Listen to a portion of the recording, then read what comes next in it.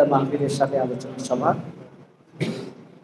আমি মনে করি এই শিরোনাম আমরা পিছনে রেখে 5ই আগস্ট ঐতিহাসিক গণঅভ্যুত্থানের মধ্য দিয়ে আমরা একটি নতুন বাংলাদেশ পেয়েছি।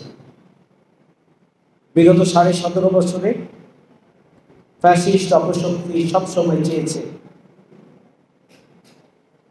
যাতে করে ইসলামী দলগুলো ঐক্যবদ্ধভাবে পথ চলতে না। এই জন্য প্রত্যেকটি ইসলামী দলকেই একদিকে দুনিয়াবী সুযোগ সুবিধা, লোভ লালসার দিকে আকৃষ্ট করার জন্য চেষ্টা করেছেন, অন্যদিকে রাষ্ট্রশক্তিকে কাজে লাগিয়ে ইসলামী দলগুলোকে তাদের মধ্যে বিভেদ তৈরি, দলের মধ্যে ভাঙন সৃষ্টি করার জন্য এবং দলগুলোকে কোণঠাসা করার জন্য একে অপরের বিরুদ্ধে লাগিয়ে দেওয়ার কাজটি খুবই পরিকল্পিতভাবে ফ্যাসিস্ট আওয়ামী সরকার করেছে। অন্যদিকে ইসলামী দলগুলো ফ্যাসিস্ট অপশক্তি বিরোধী আন্দোলনে যেন কোনোভাবেই বিরোধী দলের সাথে ঐক্যবদ্ধভাবে ভূমিকা পালন করতে না পারে, সেই জন্য বহুমুখী চক্রান্ত এবং ষড়যন্ত্র করা হয়েছে।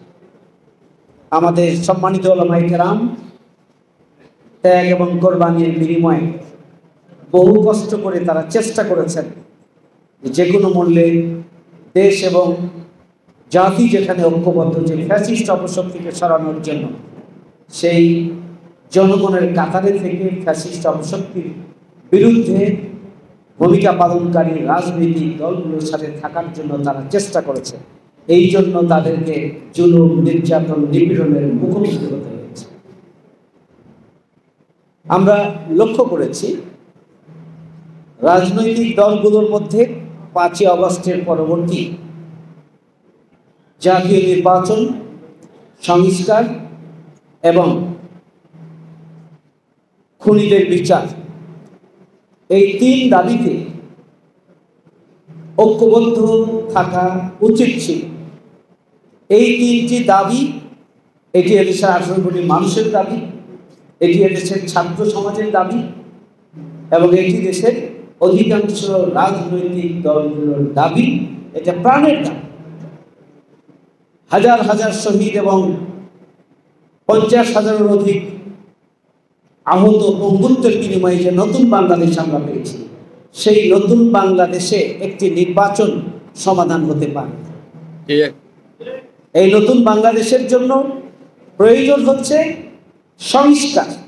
কারণ দুর্নীতিতে আকণ্ঠ নিমজ্জিত যে প্রশাসন, যে রাষ্ট্রযন্ত্র, শুধুমাত্র একটা দলের বা প্রধানমন্ত্রী বা কিছু এমপি মন্ত্রী দেশ থেকে পালিয়ে গেলেই দুর্নীতিমুক্ত, চাঁদাবাজ মুক্ত, সন্ত্রাস মুক্ত, বৈষম্য মুক্ত, ন্যায় বিচারের বাংলাদেশ পাওয়া সম্ভব নয়।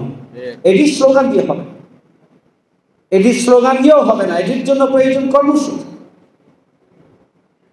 এটির জন্য প্রয়োজন পরিকল্পনা, এটির জন্য প্রয়োজন কমিটমেন্ট, এটির জন্য প্রয়োজন দুর্নীতিমুক্ত মানসিকতা, এটির জন্য প্রয়োজন হচ্ছে বৈষম্যহীন মানসিকতা সম্পন্ন রাজনৈতিক নেতৃত্ব, রাজনৈতিক সংগঠন এবং জনশক্তি।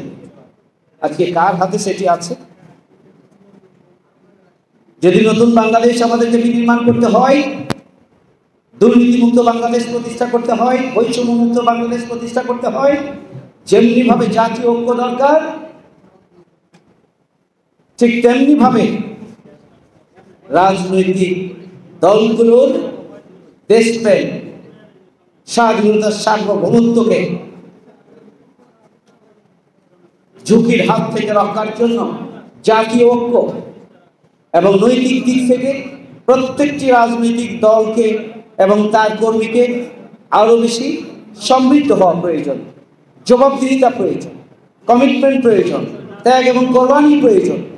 এই সব কিছুর জন্য প্রত্যেকটি রাজনৈতিক দলের আভ্যন্তরীণ সংস্কার প্রয়োজন এবং রাজনৈতিক দলগুলোর পারস্পরিক সম্পর্ক, সৌহার্দ্য, সম্প্রীতি, ভালোবাসার বন্ধনে আবদ্ধ হওয়া প্রয়োজন এবং ছোট্টখাটো দলীয় স্বার্থ, ব্যক্তি স্বার্থের ঊর্ধ্বে উঠে জাতীয় স্বার্থকে, দেশের স্বার্থকে, 18 কোটি মানুষের স্বার্থকে